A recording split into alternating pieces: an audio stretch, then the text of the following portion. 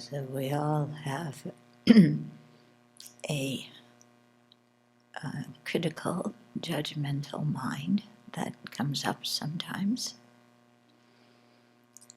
and some people more often than others. When we just look at other people and nitpick and see all their faults and judge them and put them down. And I think this often comes because of our own insecurity, because the afflicted mind thinks if everybody else is so bad, then I must be the only good one around. But of course, that mind is totally illogical. And I think actually when we spend our time mentally or verbally criticizing others, it actually makes us feel worse.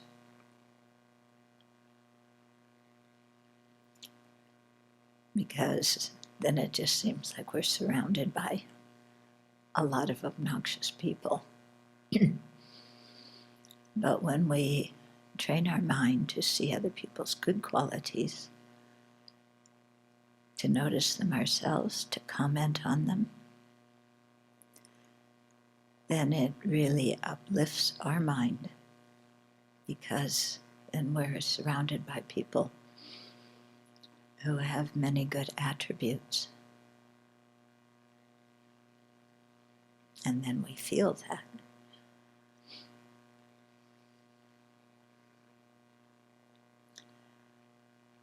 So let's remember that all living beings have some faults, but they also all have some good qualities.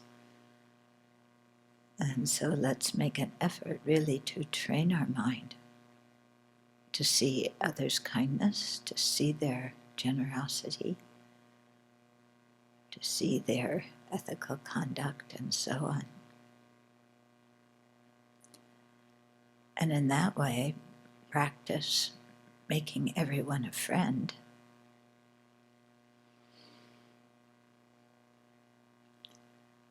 And then see what that does to our mind and what that does to our practices of love and compassion.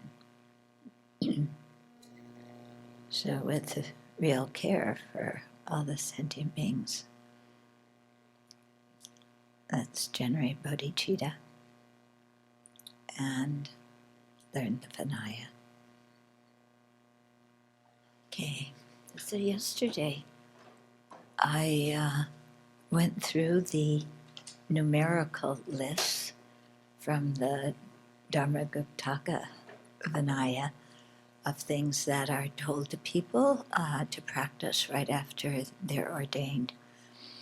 And then I also have some things that my teachers have said that I like to tell people too, so I thought I would share those with you. So the first one is from Geshe Zopa. Okay. Whenever we did a long life puja for Geshe Zopa, he would always say that he's really like a dog wearing a lion's skin.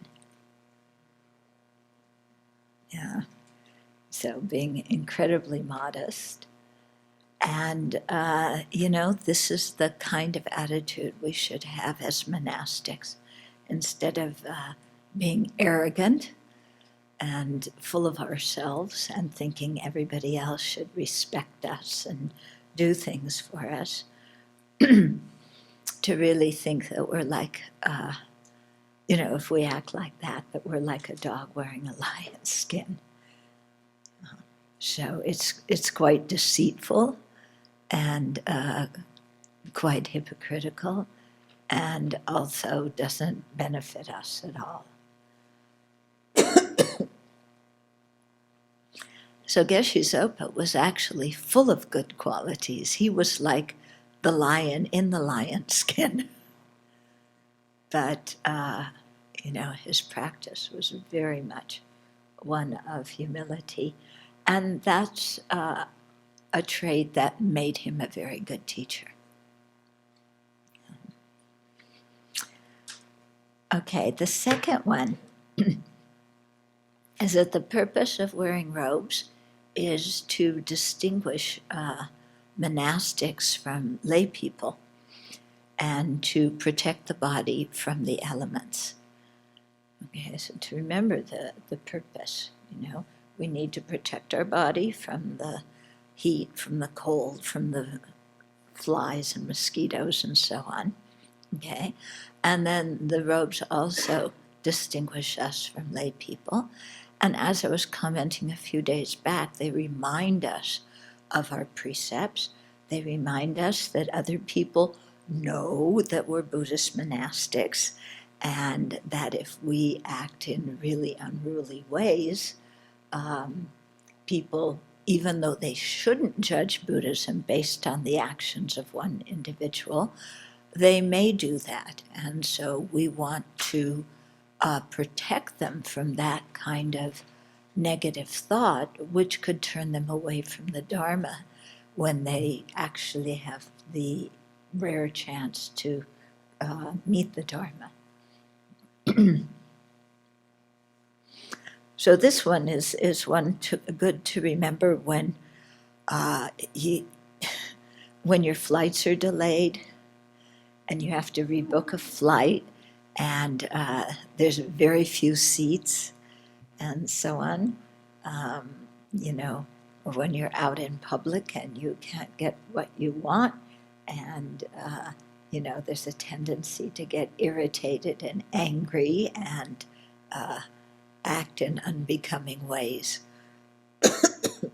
So this one is helpful to remember in those situations. And then as part of that, my teachers have always emphasized to wear our robes and keep our precepts everywhere we're at, okay, in every circumstance, at all times, and no matter who we're with. In other words, don't say, well, I'm outside of the monastery and people stare at me if I wear robes, so I'll just put on my handy-dandy lay clothes and blend in with everybody else. Okay? So to not do that, or to think, oh, well, I'll keep the certain precepts when I'm here in a conducive environment, but when I go to visit my family or go somewhere else, then I won't keep those precepts. Okay? Or to think, well, some precepts are really valuable, I'll keep those, and the other ones I'll just ignore. Okay? So, because the precepts were made for a society like ancient India, we can't do all of them literally in our modern society, but we have to learn the spirit of the precepts and then keep the spirit of the precepts, even though we can't keep the corresponding actions in a literal way, because it doesn't fit with what we're doing. But the emphasis here is to be really consistent in our lives, and no matter who we're with, what time it is, what the circumstances are, where we are, what's going on, to keep our precepts, and not just say, well, and then make excuses to indulge in sense pleasure or act in certain ways that we know we shouldn't. Okay? But having said that, we do have to adapt when we go to certain situations. So, for example, with my parents, the television was on all day, all evening. If I wanted to talk to my parents, I had to sit in the room where the television is going and be with the television, and then in the commercial time, ask them to turn the volume down and then chat with them during the commercial time. Okay, so this, of course, was very hard on me. To me, it's like too much sense stimulation. But this was what I had to do to spend time with my parents. Yeah, because to say, turn off the television and let's just talk. Once in a while, I could do that, but usually it just didn't work. Yeah. So, so I had to adjust to that kind of situation. Okay, so, yeah, but that's the point. So it's good, and we can have some discussion about it in the break times, about some of the precepts and how to keep them in different situations. Yeah. People often run into difficulty, or they say they run into difficulty, regarding the precept to not take alcohol or drugs. So the lay people often say that to me, like, I go out with my friends and that everybody drinks and everybody smokes and everybody, snorts or whatever you're doing. And if I'm going to be with these people, I have to do it too. Otherwise, they're going to look at me like, I'm some kind of prude and I don't fit in and I'm acting holier than thou. And, so I have to do what they're doing. Okay? So many people say that. That one, I don't believe, okay? Because I've had the experience years ago of being with old friends, who are drinking or drugging, mostly drugging, not so much drinking. And I just said, no, thank you. And people were okay with it. Yeah, and this was actually even before I became a nun. So, you can do it. I think it's more that I think these kind of fears that people have are created in their own minds, that their friends are going to judge them or think badly of them. But actually, so many people say this to me that sometimes I wonder if most people at a party don't want to drink, but they all drink because they think everybody else wants them to drink. Okay? And sometimes it's, it's really relief if you say, no, I don't drink. Yeah? And then the other person doesn't feel obliged to drink either. Okay? So with monastics, there should be no doubt about this. There is never, ever, ever any reason in a social situation for monastics to drink or drug. Okay? My previous explanation was for lay people.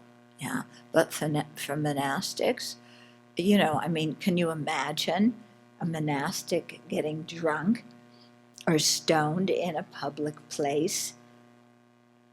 What's that gonna do to your precepts, and what's it going to do to the minds of the people around you?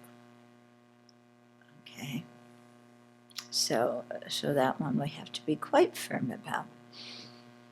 Okay. So don't keep some precepts and neglect others and make excuses and so on. But like I said, sometimes we have to adapt to a situation. And so here at the Abbey, we often have discussions in our Vinaya classes about how you keep certain precepts in certain situations. Yeah, and I think that's very helpful because then we make kind of a group standard, a group policy that we all follow, even when we're not here.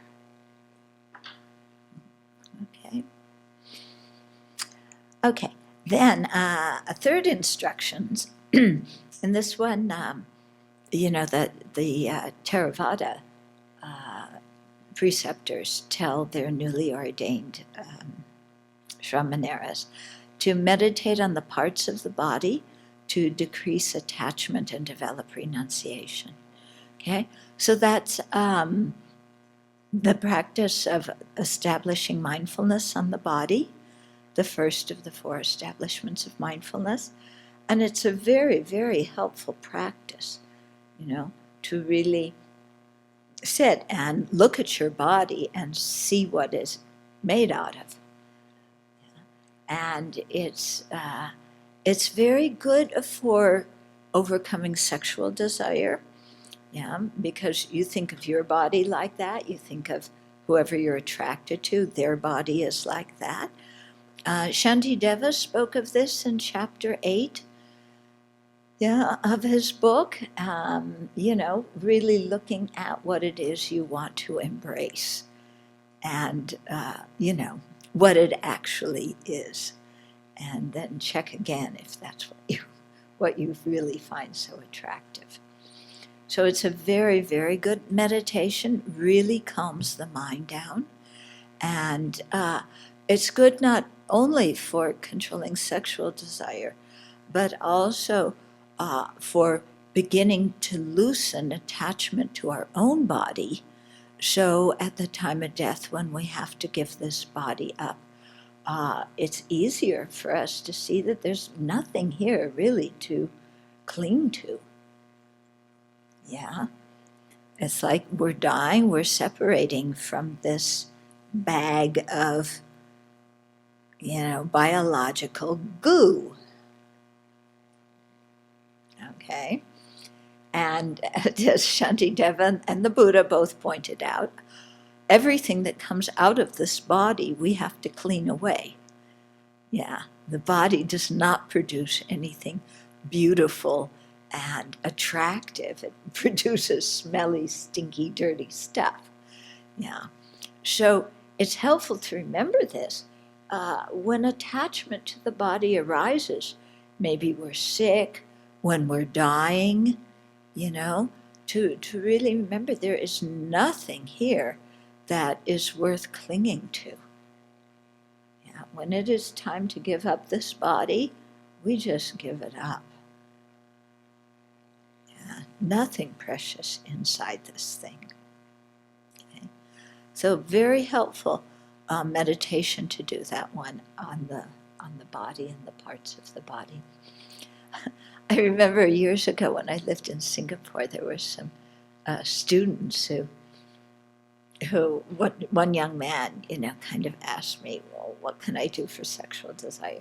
So I told him to do this. And then he came back, a few weeks later, and he said, it really works, And it was like the kind of voice of, I'm not so sure I really want it to work that well. Yeah. But, it's very helpful. Okay, then the next one is, and again, this is found in all the Vinayas, is after you ordain, you should stay in dependence with either your upadhyaya, your acharya, or another teacher. Okay, so you should live in a monastic community with a teacher who can guide you. And I think this is so important to do. The Vinaya mentions it, to do it for the first 5 years. Because that's, especially in the first year, that's when you form your habits. And what I've seen is that people who are in a very lay environment for their first year, because they're in a lay environment, they want to fit in with everybody else. And they don't know the precepts yet. They haven't received teachings on them, and there's nobody around to kind of teach them and show them what to do and what not to do. That they just basically continue the way they were before, and then you spend 1 year like that, and you haven't broken your root precepts. So then you say, oh, then I know how to practice Vinaya fine. Yeah, I've been a year. I haven't broken my precepts. So, what I do is fine. And then if those people later come into a community and somebody tries to teach them, sometimes they're very resistant because it's like, well, I just spent, 1 year, 2 years, 5 years, 10 years, and I haven't broken my root precepts, so I don't have anything to learn new about Vinaya. Okay, and I've seen that happen many times, and it's really it's very sad because those habits have formed, and then the mind is becomes more rigid.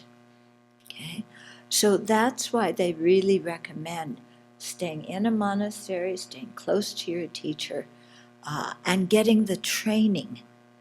Especially for the first 5 years. Okay, so that's called being independent. Yeah, and in the ordination ceremony, lots of times you have to say, my upajjhaya is so and so. The reason you do that is because you're saying, I'm going to be independent on that upajjhaya.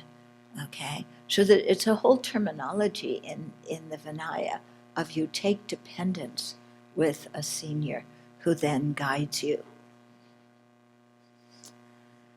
Okay, then the next one, here's an interesting one that we have to update a little bit. But it says, go for alms, wear rag robes, live in a simple dwelling, and use cow urine as medicine. Okay, so that worked very well in ancient India. Okay, this is one we have to adjust. Okay, so going for alms, the way we do it here is we don't buy any of our own food. Yeah, because the purpose of going on alms is to cultivate satisfaction and contentment with whatever you receive, and also to directly experience the kindness of the lay people. Yeah, and so nowadays, if you want to go for alms, some of our friends at Shasta Abbey have done that, and they needed to go to their town hall and get a parade permit in order to go on alms in their town, because it was going to be, a line of monastics like a parade. Okay, so we haven't gone on Pindapat in Newport. I think someday we'll try it, but the way we try and use that spirit is just not to buy any food ourselves and to eat only what's offered to us. Okay, so technically speaking, as a monastic, you're not supposed to cut vegetables because there could be worms in them. Nowadays, that isn't usually the case, but if we are ever cutting things that could have bugs in them, we need to be very, very careful. So, and normally the monastics don't cook. The lay people cook the food and then offer it. But again, we live in the middle of nowhere, and I think we can't ask the lay people to drive an hour and a half from Spokane or from wherever to come and bring us lunch. I think it's a tremendous waste of petrol, very polluting for the environment, and I'm sure if the Buddha were alive today, he would say, don't do that. Okay, so, that's the way we've set it up here, to do like that. And I think it's a very good practice. You really train in being content with what you have, and you watch the mind that says, I would really like some of this, or I'd really like some of that, or whatever. One practice I often do is I don't put condiments on my food, except for salad dressing. But all the rest, I just leave out. And if the cook put in, no salt, then that's okay. Or if they didn't season it, that's okay. So it's a very interesting practice just to, whatever is served, eat that without, putting all sorts of other stuff on it to make it taste better. But every person can kind of adjust as they want to in terms of how they practice with food, but keeping the Abbey principles, and especially, not keeping food squirreled away in your room and then taking it out at times, at different times and so on. Okay? And we have a policy too. We don't go into the refrigerator and get our own food. Sangye Kadro and I need supplies for where we live, and whoever stocks the tea room in Gautami comes and gets supplies. But we don't just say, well, I'm hungry, let's go in the kitchen and raid the refrigerator, okay? Because actually, when the food is put out for meals, that food is freely offered. Once it's put away in the refrigerator, it's no longer freely offered, and it becomes stealing from the Sangha if you go and raid the refrigerator, okay? So if something happens, you're out or wherever and you need some food, you have to ask whoever is in charge of the kitchen. Okay, so that's the food one. Wear rag robes. I don't think that would go over so big with people now.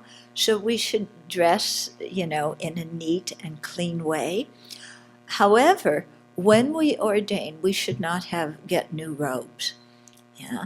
At one of our previous ordinations, the person who was ordaining had new robes, and one of the Chinese nuns who was here scolded me because I was the preceptor, and scolded me for letting the disciple have new robes when they were first ordained. Because she said, as a newly ordained person, you should get used to wearing, hand-me-downs and things that are not, matching, because we want to go and I like that fabric and I don't like this, and I want everything matching so it looks good and that. And that's just being picky about our clothes. And so that's why she was saying, when people first ordain, you should just take from the closet and use that. And so we also have the policy here at the Abbey, if you need new robes, first you go to the closet and see. And, there's a lot of stuff there. And we'll open it up. Which day, Venerable Yeshi? Yeah. I think it's good if you're there because we have a lot of extra robes. So those of you who don't live here, we were going to say come and, take what you need or take it back to your monasteries, take it to India, because we have a lot of extra robes that we would like to make available to people. So, yeah. Monday afternoon? There's only a half an hour break after the teachings. How about it at medicine meal time on Monday? Would that work? Does that work? 6 o'clock on Monday? Yeah. So you can just go over to Gautami, in the laundry room, and then, Yeah. So she's the master of the storage room, and she can help you find whatever you need, or, if you want to take something back to your monasteries or wherever you're going. Okay. Live in a simple dwelling. Yeah, so we should live simply. Yeah. And that one can be very hard, because I find that we have to remind people a lot here at the Abbey that we shouldn't have anything, including, really, well, we shouldn't have anything that our supporters can't afford for themselves. Put it that way, Sometimes people will come and they'll say, why don't you eat all organic food? You know, it's more nourishing. You should eat organic food and da da da da. And then we have to explain to them, well, we eat the food that people bring us, you know, and if they choose to bring organic, fine. But if they don't, we don't comment on it. And even if they call and say, what do you need? We don't say we want organic this and that, because chances are those people can't even afford to pay for it for themselves. So why should we ask them to buy more expensive food for us? Okay, even if they ask, what do you need? Okay, so to, have that in our mind, that, and especially, I mean, here we live in a public place, so we try and make it attractive because it's not just our place, it belongs to everybody who comes here. But in our own rooms, our rooms should be very, very simple. If you go in the Chinese monasteries, the temple is like, my goodness, they have this expensive, mahogany furniture and all this kind of stuff. If you go in the monastics' rooms, very simple rooms, very simple. They don't have all their decorated stuff. They don't have, plush stuff. It's very, very simple. Okay, and we know because we slept in those rooms when we traveled to some of the monasteries. Okay, and the beds were very simple. Yeah, not. I mean, that's why I got used to sleeping on just a foam mattress, because that's what we had, and so not a box spring and a mattress and this and that and the other thing. Okay, but tried to keep that simple. As far as medicine, don't use cow urine. I think you can go to the doctor, and when we're sick, we should go to the doctor. Okay, and when the doctor tells us what to do, we should follow the doctor's instructions. Okay, and some people are very stubborn. They don't want to go to the doctor when they're sick. Some people go and then they don't follow the treatment, and it really impacts the whole community. Yeah? So I think really for the benefit of everybody, we need to keep our body healthy. Okay, and then the next one was to remember the disadvantages of lay life. Okay, so there's a lot of distraction in lay life. You have to go to work and earn money, and then when you come home, you have to take care of your family.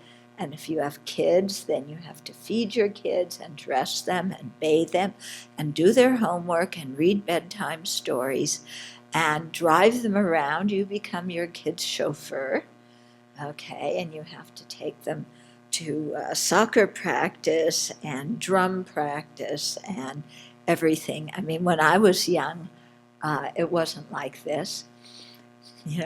Back in the old days, where our parents just drove us a little bit, but not all the time, because not everything was pre-programmed. And we often just went out in the middle of the street and played. But, now everything is like pre-programmed, and you have play dates, and your kids have birthday parties, and you have to buy toys for your kids' friends for their birthday parties.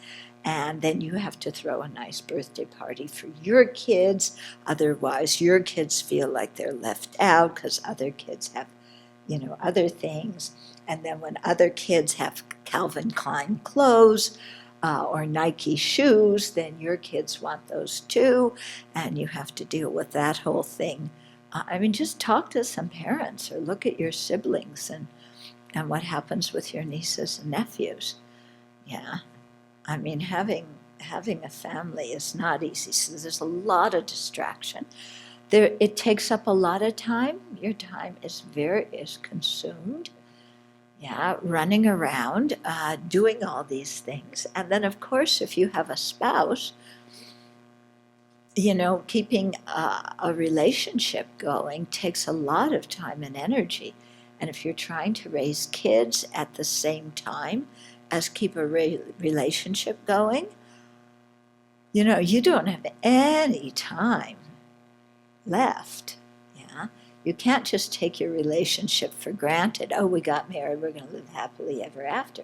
No, because you're fighting over, how to discipline the kids and what the kids should eat and when they should eat. And, you've forgotten how to be nice to each other. So if you really want to keep the relationship nice, you have to really work on it. Okay. So it takes a lot of time. You wind up creating a lot of negative karma, doing actions motivated by attachment, and also by anger. And then often at the time of death, there's a lot of regret, for the negative actions you did, as well as for not doing the Dharma. Having the opportunity to do the Dharma and just not doing it because your lay life kept you very busy. And so people always say, this is a habit of ours, we always say, I have to do XYZ. I have to do XYZ. Actually, that's not true. The only thing we have to do is die. That's the only must. Yeah. Everything else is actually optional. So I think it's much better to be honest with ourselves. And when we, decide rather than do something Dharma to do something else, or, when we make one decision rather than the other, to be honest and say, I'm choosing to do this. Not that I have to. But you might say, but I have to earn money. No, you choose to learn money. There is a choice. You could choose not to earn any money. Yeah? It's a choice. You could choose that. Now, you have good reasons for choosing to make some money, but it is a choice. And so I think it's much better in our lives to always say, I'm choosing to do that, rather than I have to do that. Because as soon as we say I have to, it's making excuses for ourselves. It's also making us feel like we don't have real freedom and real choice. And then when things don't turn out the way we want, we put it on somebody else who was the person who made us do something. Yeah, but nobody makes us do something. We choose to do things. So I think very important to be very honest with ourselves. So at the end of the day, if we look back, then to say, no, I chose that. And to think when we make decisions, instead of taking the easy way out of, well, I have to. No, I choose to. And then it really makes us think, is this something that I feel is in the best interest of my Dharma practice? Is this a wise choice I'm making? Okay, so it makes us stop and really look more carefully at the choices and decisions we make. Okay, so that's some of the other advice that I've received from different teachers here and there about ordination that I like to say during the ordination, except I usually say it much quicker than I said it to you here, expanding upon it here. Okay, so then, the person has received the ordination, then the upadhyaya gives a final kind of closing discourse, okay? Final advice. Well, it's not advice. Well, you'll see what it is. Okay, so I'll read the whole thing and then I'll go back and explain it. So the Upadhyaya then says to you, child of a good family, you have now completed receiving the Shramaneri or Shramanera precepts. For as long as you live, respect and uphold the precepts and do not transgress them. Make offerings to the three jewels of the Buddha, Dharma, and Sangha. Stay near and see your Upadhyaya and Acharya frequently. Do not go against their instructions. Diligently practice virtuous actions of body, speech, and mind. Meditate, recite sutras, and work hard in various tasks. Do not be lazy or negligent or pass your time in vain. Do not pursue fame and gain. Do not engage in harmful deeds or break precepts so that you disgrace the Sangha, ruin the Buddha Dharma, and plant a great number of seeds for miserable future rebirths and deaths. If you keep the precepts and follow this advice, you will close the door to the three unfortunate realms and open the gate to nirvana. Remember these words constantly in order to spur yourself on, lest you have regrets later on and die in misery. Will you follow these instructions and act accordingly? And then the candidate says, no, they're now the disciple. They say, yes, I will do as directed. Okay, so let's go back and look at that final instruction. So, child of a good family.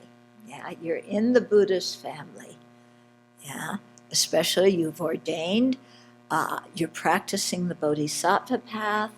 So you're a child of that good family.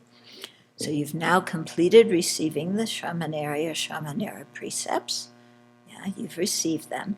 So for as long as you live, respect and uphold the precepts and do not transgress them. Okay? So having taken them, taking the precepts is easy. Keeping them is much more difficult. Okay? So we really want to put our energy now into keeping them, not just think, oh, I worked so hard to take the precepts, now I got the precepts, okay, yeah, I can relax, I got the right clothes, I got the right hairdo, let's relax now. No, it's much more, it takes much more conscientiousness and mindfulness and introspective awareness to keep the precepts after you've taken them. Okay, now it says here, for as long as you live, yeah, the pratimoksha precepts we take for our whole life until we die. Okay, so there's 8 kinds of pratimoksha precepts. There's the one-day precepts, the 8 precepts that lay people take for one day. Okay. Then there's male and female, the upasaka, upasika, 5 lay precepts. Then there's the Shramaneri, Shramanera novice ordinations. Okay, male and female novice. Then there's the Shikshamana for women. And then there's the Bhikshu, Bhikshuni full ordinations. So that makes 8. So excluding the one day 8 precepts, then all the other ordinations you take for life. Okay? And you take for life. The Bodhisattva vows, the Tantric vows, you don't just take for this life. You take from now until Buddhahood. Okay? So the Bodhisattva Tantric vows is a different ballgame. It's from now until Buddhahood. The Pratimoksha vows, they leave us, or we abandon them, however you want to put it, at the time of death. And that has to do with the precept body. You know, when you leave this body, then you leave your precept body also. It is the case that if somebody does not want to continue being a monastic, they can give back their ordination in which case what you do is you have to say to somebody who understands the language and what you're trying to say, you have to say that out loud to somebody who understands. Okay? But that's something that you don't want to do. Okay? Really have the strong determination to keep it as long as you live, because that's how it's really going to benefit you. Yeah. Okay. So for as long as you live, respect and uphold the precepts and do not transgress them. Okay. But we're not perfect Buddhas, so we do transgress them. So that's why it's very important to do the confession before posada and to go to the posada ceremony and to, purify and renew our precepts. So that's very important to do. If you don't live near a Sangha community, I mean, this is one of the disadvantages of not living in a community, is you don't get to do sojung. Yeah, and so, then what is good to do is you can do the 35 Buddhas, sit down, reflect on your precepts, do the 35 Buddhas, confess what you need to confess. We have some people who have been here, monastics who have stayed with us, and they write to different ones of us, on posada days and confess. And they did that here when they were visiting us, and they really found it helpful, and they want to continue to confess to someone. And so there's different people who do that to different Abbey members. But it's much nicer, I think, as you experience the sojung ceremony the other day, to really do it with a group. Okay, because it's meant to be done with a group. Yeah, it's meant to be done with a group. Okay, make offerings to the 3 jewels of the Buddha, Dharma, and Sangha. Okay, so they usually say that lay people make physical offerings, material offerings, and the Sangha offer the Dharma. Okay?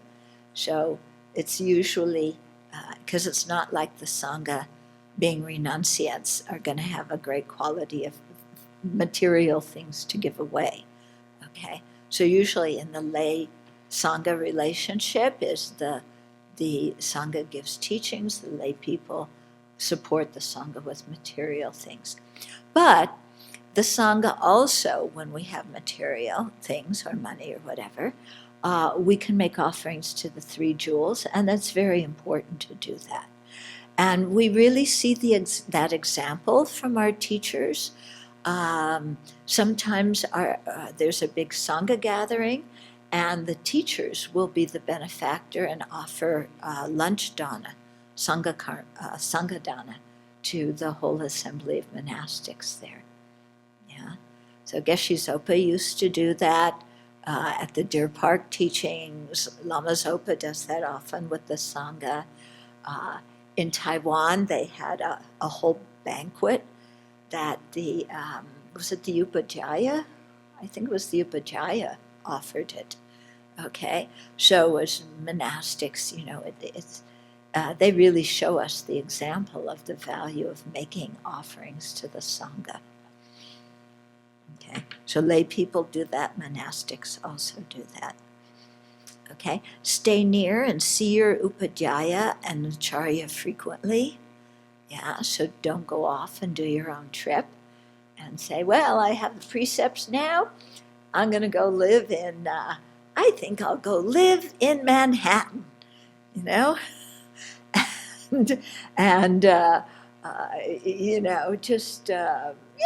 hang out and be a monastic in Manhattan and no problem. Okay, that's a little bit arrogant, okay, for most of us. So, it's this whole thing of, be near elders who can guide you. Because when we first take ordination, we're total baby beginners, and we don't know what to do and what not to do. Yeah, and we really need people to guide us, especially at the beginning, but actually our whole ordination. because sometimes if we get sloppy, if our mind starts getting attached to something, we need really good Dharma friends or teachers to tap us on the shoulder and say, be careful with this. Okay? So teachers have different ways of guiding. Tibetan teachers don't like to point things out to an individual. Yeah, the Tibetan way of doing it is they give it in a teaching and hope that the person who it's directed towards realizes that that they should practice this. Okay, but that's a little bit iffy. It's much more tactful. Okay, because then people aren't offended by being pointed out directly. But sometimes the people who need to hear the instruction, it just goes way over their head, and it doesn't register with them that this is something they need to practice, And I find, Westerners are much, we don't pick up on nuances so well. Yeah? So the Asians will pick up on nuances and figure, they said this, and I better pay attention. But we're just, we can be really quite dense sometimes. And so it's very, very helpful if you have a teacher who will point things out to you in real time when they're happening. Yeah. Of course, you don't like that. Yeah. Because when you're in the middle of making a mistake, who likes somebody to come along and say you're making a mistake? Yeah. Well, I'm not making a mistake. They did. Okay. But this really is how you can learn. If things happen in real time or shortly after an incident, something happens and then, somebody needs to be talked to. Yeah. And then the thing is, to make yourself somebody who could hear advice. Some people can hear advice and it goes in and they take it to heart and they change their ways and it's wonderful. Other people, you can talk yourself blue in the face and it doesn't go in. Yeah. I remember one time, talking to somebody for quite a long time. And in the middle, I thought, I need to check what's happening. And after I said something, I said, could you repeat back to me what I said? And they couldn't do it. Yeah. So I realized, my goodness, I'm sitting here talking, let alone the meaning. They can't remember the words. It's really not going in. Yeah. So, this happens. Try not to let it happen to you. Try and be open. Your mind may be raging and saying, but, you don't understand. It's actually that person who did this. And I have all these good reasons, 1, 2, 1,000, 5,000, 10,000, why I wasn't the person and it was somebody else and you should blame them because I am pure. And you may have that raging in your mind, but try and turn the volume down and listen. Yeah? It can be very helpful if you can listen. Mm-hmm. And it may save you a lot of time and a lot of misery if you can hear a little bit of advice from time to time. Okay? So that's why the line that you say at the end, yes, I will do as directed, people here practice saying that line sometimes. Yeah, right. Yeah, I don't want to practice doing as directed. Or you practice doing as directed. Okay. Do not go against your upajjhaya and acharya's instructions. Okay? So that we have to understand what that means. Yeah? it doesn't mean that you become a fanatic. And, your teacher says, I would like a cup of tea. And then, you go dashing to the kitchen.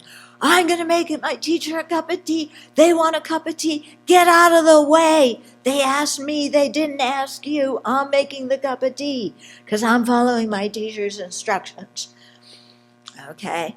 So that's not what it means to follow your teacher's instructions. If your teacher needs a cup of tea, you go and arrange, you feel like bossing somebody around, tell the person in the kitchen to make the cup of tea. No, I'm joking. But, just make sure your teacher gets tea. Yeah, you don't need to push everybody else out of the kitchen and be the one person who delivers the tea. Yeah. If your teacher gives you instructions that you can't do, you just explain in a courteous voice why you can't do it. Okay? There's nothing wrong with that. And it's better than saying you're going to do something and then not doing it. So if you can't do it, if you're unable to do it or whatever, you just say, I'm sorry, I don't have the ability, or I'm sorry, I have, some other things to do, and it's fine to say that. Okay? So the instructions that you really want to follow are the practice instructions. Okay, so when your teacher explains a practice, to really try and follow those instructions. Around the monastery, whoever is in charge of a certain department, you follow that person's instructions. Yeah, you shouldn't say, oh, well, I'm on the team I'm on the grounds team. And I don't agree with whoever the team leader is. I don't agree with what they told me. So I'm going to go to the abbess. No. Okay? You work it out with your team leader, and you discuss with your team leader. Otherwise, what's the abbot or abbess going to be doing all day? Yeah? Making decisions about what kind of flowers to plant, how high you limb the trees, how many sheets of paper you use, whether you use the back side and front side to make the photocopies. If you will not listen to each other and work together and just think, I'm only going to listen to the teacher, the community is not healthy. Yeah, it's not a good sign. People have to learn to work together and manage things together and not just run to somebody at the top to settle everything. If you disagree with somebody and there's some words exchanged, you solve it with the person. If you can't do that, we have the harmonizers, three of the senior monastics. You go and ask them for help. If every time you have a problem with somebody, you have to run to somebody else to help you with your problem, have some compassion for the people you run to. Yeah, because they have their own things that they need to do, and if every time, so-and-so just scolded me because I put the spatula in the wrong place, and they talk so rude to me, and you go running to this person, then you run to that person, you run to the other person, because you're so upset because of the spatula and what somebody told you. Are you going to develop, we have to be adults and we have to develop the ability to deal with problems on our own. Okay? So we try to do that. That's why we study NVC. Okay? So you study NVC, nonviolent communication. Then you try and put it into practice. You go to the person that you had some difficulty with and you said, can we talk about it? And then you practice listening to what they say. Yeah? And you practice offering empathy to them.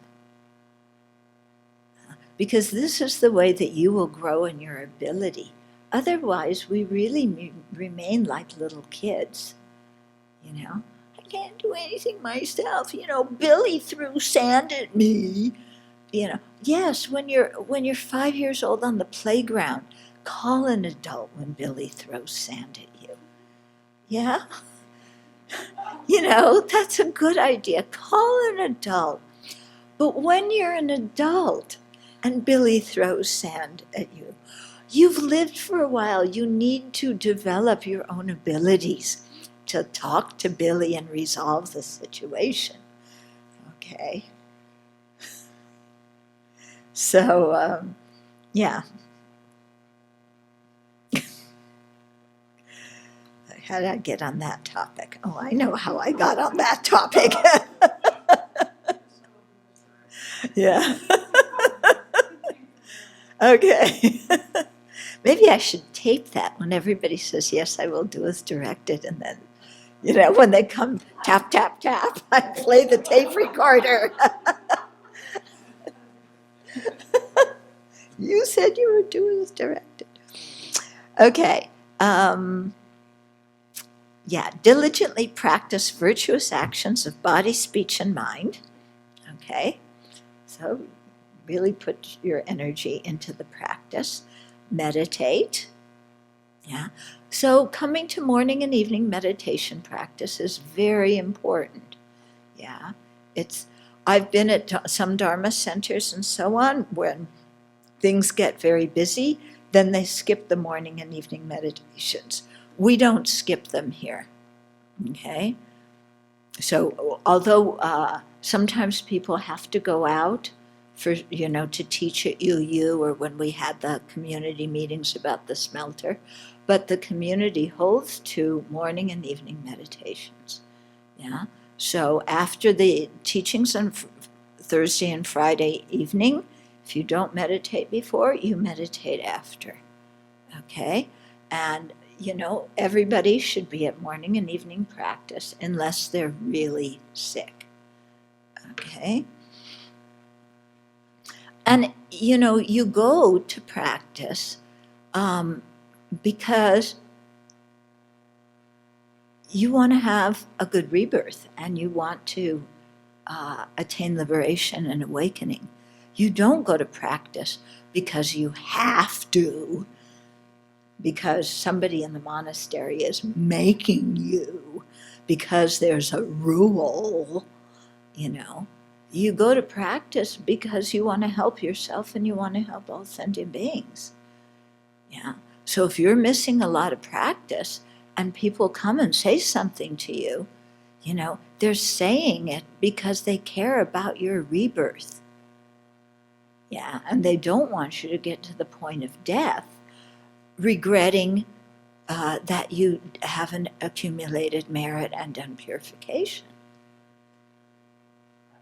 Okay, so really, remember that. Yeah, recite sutras. Yeah, and work hard in various tasks. So, we offer service to the community, to the Sangha. Yeah, we're not working. If you see it as work, you don't accumulate any merit. If you say the community is making me do this, and I have this job, and I have to do this, and how come I have to because I'm so tired? Is that a virtuous attitude? Are you accumulating merit when you think like that? No. It's an unhappy, angry attitude. No merit accumulated. Yeah. Yeah. Even you go vacuum the floor because somebody made me, you're vacuuming. You're filling the whole room with your angry energy because you have to vacuum the room again. Like I said, even though you did it 3 weeks ago. Yeah. If you have another attitude and you think, I am offering service to the community, a Sangha community is a field of merit. Yeah, these are people. Remember, Gendun, the Tibetan word for Sangha, means intent on virtue. These are people intent on virtue. I have the opportunity to create merit by offering service to them. Yeah? I'm not at some old job, where I have to work 9 to 5 and something boring I don't like. I'm here, I get to offer service to the field of merit and accumulate so much merit while I'm doing this. So you change your attitude. That's why we call it offering service. We don't call it work. Okay? So it's very, very important. And when we say the offering service verse at the beginning, really think about what you're saying and make sure you have a good motivation. Then, you work in the forest, you vacuum, who knows what you do, you're creating a lot of merit. Okay? And, I remember what I was saying before. Yeah, you really listen to, in the different departments, or whoever, if there's a group of people heading a project, we listen to whoever is appointed to head that project. Okay? Venerable Wulyan talks about this in Choosing Simplicity. Yeah, I really recommend that you read that part of the book, because she says, even I have to listen to the people, whoever, if somebody's organizing an event, yeah, they organize and all of us follow and support them. Okay? So that's important to remember. Okay? Do not be lazy or negligent or pass your time in vain. So our time is our most precious possession. Yeah? Our time is our most precious possession. Yeah. If we waste it, we can never get it back. Yeah. So it's very important to really be very conscientious about what we spend our time on. Okay? So not only what we spend our time doing, but what we spend our time thinking. How much time do I let my mind ruminate about something unfair that happened? How much time do I let my mind, go off in a fantasy about what I want and how I'm going to get it? Because our time really is our most precious possession. Material things, as Lama said, come, come, go, go. And at death time, finished. Yeah, they all stay here. Do not pursue fame and gain. Also very important. That's the 8 worldly concerns. Now, the thing is, okay, when sometimes it's much easier being a new monastic rather than a senior one in terms of your practice, because when you're a new monastic, you don't know anything, so you tend to be a little bit more humble. Yeah? Pride is not, new monastics can get proud about holding the ordination, they get proud over lay people, but with other monastics they don't tend to get proud because they're at the bottom of the line. It's when you start to learn a little bit of Dharma, when other people ordain after you and you're not at the bottom of the row, then it's very easy for pride to start to arise. I've studied this. I know that. I've been ordained longer than you, so you should listen to me. Very easy. That's when pride starts to rise. Not at the very beginning, but after you know a little bit. Okay? So, similar with fame and gain, at the beginning when you're a baby monastic, I know I don't have any fame or gain here, It's very clear I'm not when the benefactors give big offerings, I'm at the bottom of the line, and I'm not famous, and that's it. So you kind of accept that. But then after a little while, when you have some positions of importance, you lead some meditations, you go out and give some talks here and there, there's more people down the line, then it's like, oh, well, I do more for the Dharma, and people give the dana, so I should keep the dana because I was the person who went out and gave that talk. Yeah, very easy at that time, Or look at me, I was the one who coordinated blah, blah, blah, blah, blah. I'm so competent. Look how I serve the monastery as the leader of such and such a project. Okay, so very easy for, the wish for fame and gain to come not at the beginning, but after you know a little bit and do a little bit. Mm-hmm. So be careful with that one. Do not engage in harmful deeds or break precepts so that you disgrace the Sangha, ruin the Buddha Dharma, and plant a great number of seeds for future miserable births and deaths. Okay, so don't do harmful deeds,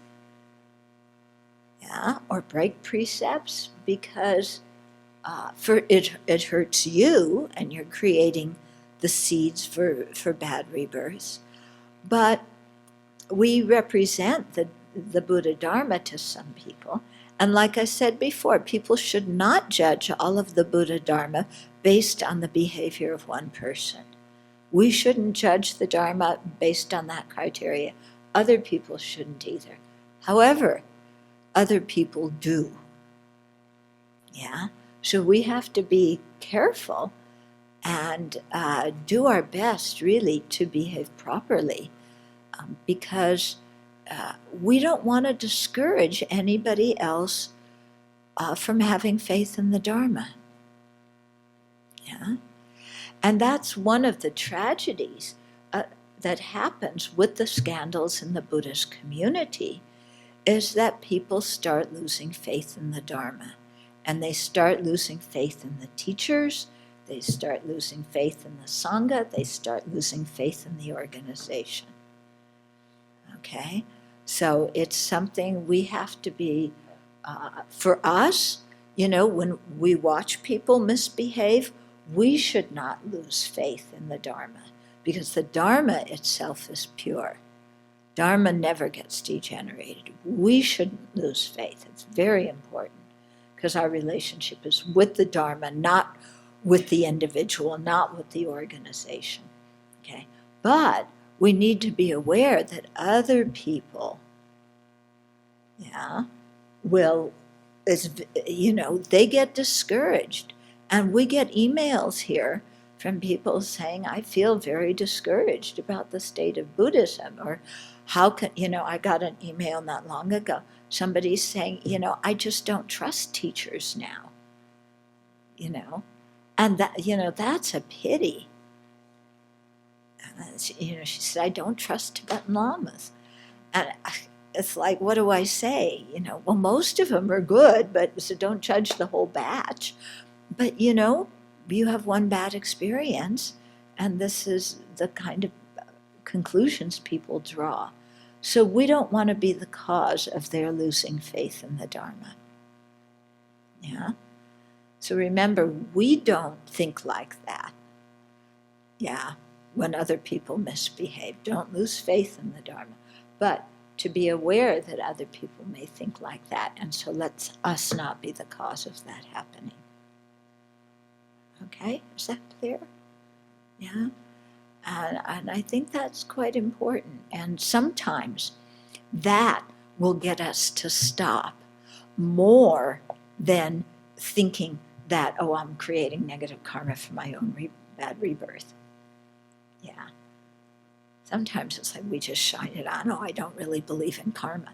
But then if you think, oh, but these people who I care about, who are my friends, are going to lose faith in the Dharma if I do this. Yeah, then you say, oh, I want to be careful here. I don't want to make that happen. So the Tibetan lamas say that it's better for someone to be ordained for one day. Mm-hmm. So what is the thinking? Is it that it's better for someone to take ordination and disrobe if they have to than for them to not ordain at all? Yeah, that's what they think. And you have to understand the Tibetan situation. If you are doing the debate study, you want a lot of people, because to have a good debate program, you need a lot of people who have different ideas so they can debate together.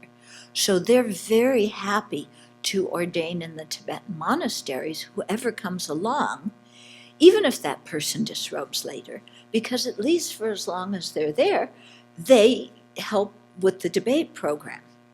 Okay, and they say it's also better for the individual. They keep the vows for one day in this degenerate time, more merit than keeping them for your whole life during the time of the Buddha.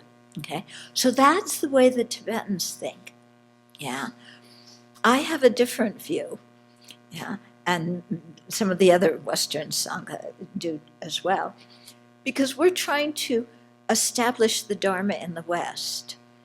And if we just ordain everybody who comes, well, that's what happened at the beginning, and then many people didn't behave properly. And it's very difficult now for many of the Western Sangha, because people don't respect the Sangha, because of the way people acted in the past, who either should not have been ordained or were not adequately prepared before they ordained, or who did not stay with the teacher and get training. Okay, so I think in terms of the West and setting up the Sangha in the West, we have to be much more careful with who is ordained. And His Holiness now says, if you listen to what he says, even the Tibetans, he says, quality is much more important than quantity. He says we need good monastics who are going to keep the precepts well, and that's more important than having a lot of them. Yeah, and you can understand why. In terms of the impact on the person's karma, is it better for them to never ordain than to ordain and disrobe? Depends why they disrobe and why they ordain in the first place.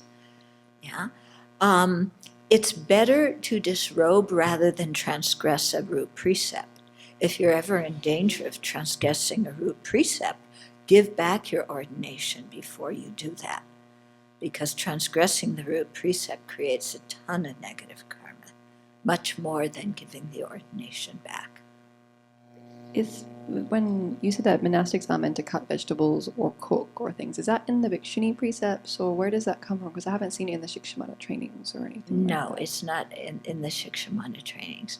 It's, I know it's in the Bhikshu precepts, at least in the Mula Sravastivada. Okay? And if it's not in the precepts itself, then it's in the Skandaka. Okay? Yeah, I think it may not be in the precepts itself. It may be in the Skandaka. Yeah? The do not damage a village of ghosts and spirits covers not cutting the fruits, and the way that it was explained by the Chinese.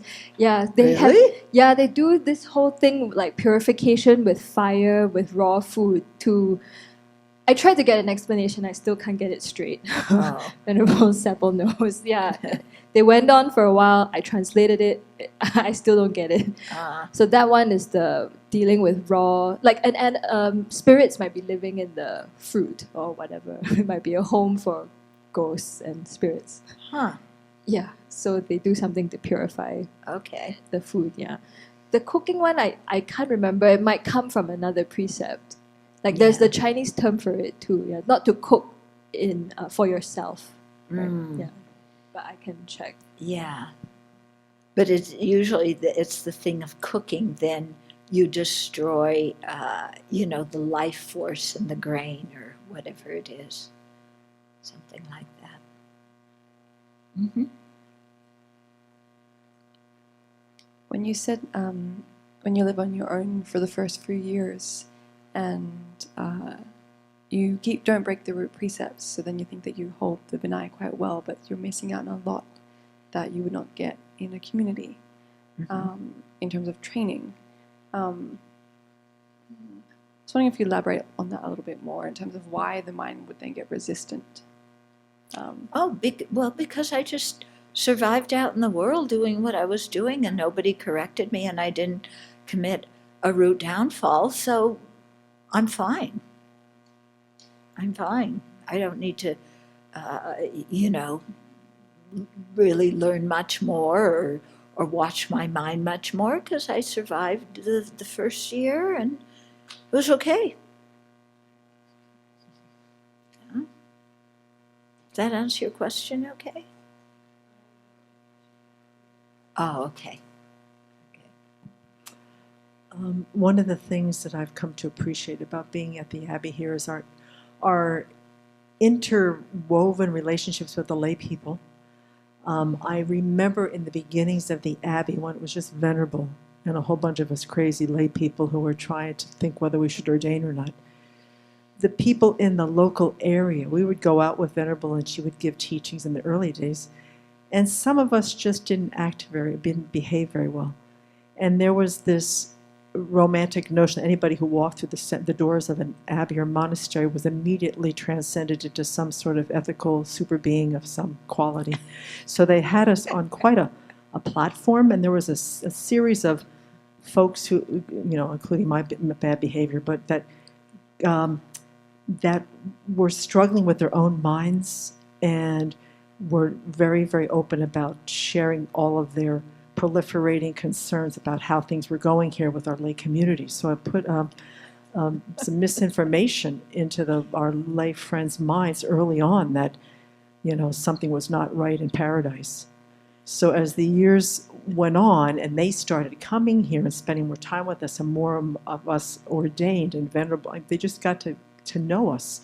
They realized that we're just ordinary beings in a remarkable circumstance, but they began to see us in a more realistic light. And then, of course, we have things like sharing the Dharma. We do this with you, with the transparency that Venerable we try to support in each other, helps you to get an idea that we've got a lot of struggles that we deal with and that we're human as well, and this is what we do to deal with that. But in the beginning, there was some pretty interesting confusion and misunderstanding about what a aspiring monastic or a new monastic or an anagarika is supposed to behave like, and it was kind of an interesting time.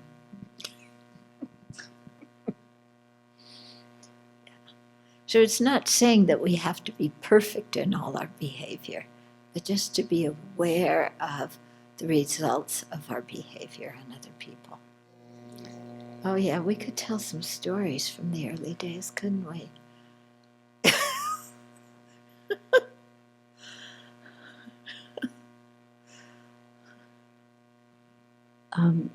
I have a question, but I don't know how to say it. It's about how other lay people see us as monastic, but especially when you are not in a community and there are, for example, if there are people that have just Rabjung voice and other novice and others fully ordained. Mm-hmm. But we look all the same. Uh-huh. And lay people doesn't know the difference. Right. But the vows are different. Yeah. So... so what is your question? Yeah. Is it about how the lay people treat the individual people without knowing their level of ordination, or no. It's more when we don't have the chance to have a lot of training, and maybe we don't act the same way Mm, We can just act as our best, yeah. and maybe we don't have a lot of knowledge, but what people can think about what we do. Hmm. Maybe it's Yeah. not clear by my Okay. question. I think it's helpful. If you're in a situation where you don't live with a teacher, to read the Vinaya yourself, to listen to teachings by contemporary people speaking about how to keep the precepts in a contemporary way or contemporary behavior for monastics. So put some energy to reach out and learn about these things for yourself. Yeah, it can be very, very helpful. So I don't know if that answers your question or not. Well, maybe my question is yes, we can try to do something together, but what should we do with it? For example, here, when you have anagarikas, they are not the same. Right, they're dressed in blue. Yes, Yeah, and they don't have the same thing to follow. right. The rules are not the same. Yeah. And if we want to start doing something together, and there are some novice and some Rajung. So what can we do? Okay. So if you're doing something together with people who are novice and Rapjong, then start really with the 5 precepts and the 3 trainings of the Rapjong, and go through those and learn about them and discuss them. So start with the lowest level of ordination, because everybody has that and can relate to it. Okay? So if you start with that, then you can also start getting into more and more refined ways of things. Because we may say, okay, not lie. So the big lie is don't lie about your spiritual realizations. Oh, but what about other kinds of lying? And then we talk about, all the different ways that we try and deceive people. And that, no matter what level of ordination you have, we all are tempted to do that. Okay, so that can be a way to have a discussion that's including everybody with different levels. But we can speak about all the novice vows with Rapjum. With the, it's good. Like I said the other day, I was able to hear them before I took them, and I felt that was very helpful. But I think it's good to check with whoever the teacher is and see what they say. Yeah, because it would depend also on the Rapjung person, how that, are they really serious, or are they more just, well, I'll try it out for a while. Yeah. Okay. I thought to suggest the comportment, going through the comportment Oh, yeah, precepts that's or a good guidelines idea. as well.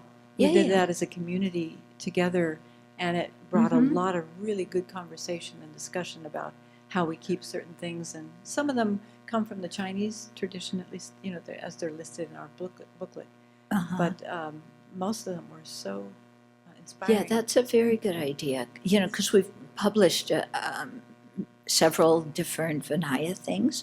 And so what's the name of the booklet? That particular one that's about comportment?